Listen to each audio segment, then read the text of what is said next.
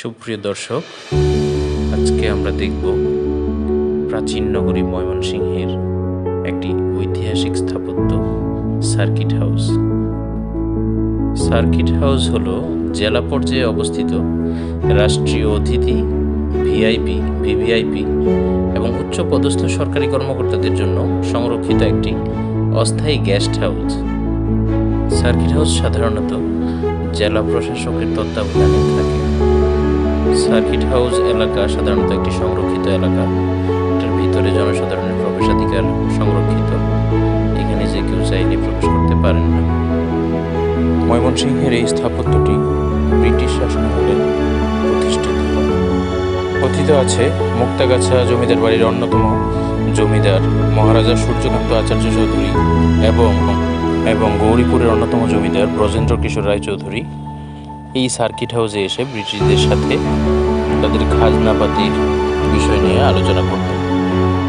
জমিদারের খাজনা প্রদান ব্রিটিশ শাসনামলে এই সার্কিট হাউসে বসেই সম্পাদন করা হতো।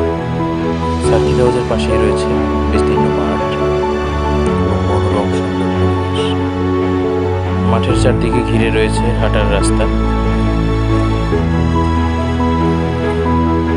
তারই এক পাশে রয়েছে ব্রহ্মপুত্র নদ। রাস্তার দুপাশে রয়েছে সারি সারি বিশাল বড় বড় গাছ। দেখলে মন জুড়িয়ে যায় সবুজে সবুজে সবুজ মাঠ। মানুষজন অবসর কাটাতে এখানে প্রায়ই চলে আসে। তারা অবসর সময়গুলো এখানে অতিবাহিত করে নিজের আত্মীয় স্বজন, পরিবার পরিজন। সার্কিট হাউসের রাস্তা ধরে হাঁটলে সামনে পড়বে বিস্তীর্ণ ব্রহ্মপুত্র নদ, নদীর প্রাকৃতিক শোভা। যদিও এখন বর্ষাকাল নয়, সেই কারণে নদীর পানি অনেকটাই শুকিয়ে গেছে। তারপরেও এখানে বিনোদনের জন্য রয়েছে প্রাকৃতিক পরিবেশ। নদীতে রয়েছে নৌকা, এছাড়াও শিশুদের জন্য বিভিন্ন রকম রাইডের ব্যবস্থা আছে। চাইলে পরিবার পরিজন নিয়ে এখানে এসে ঘুরে যেতে পারেন। প্রাকৃতিক পরিবেশে কিছুটা সময় কাটালে কারই না ভালো লাগে, মন জুড়িয়ে যায়।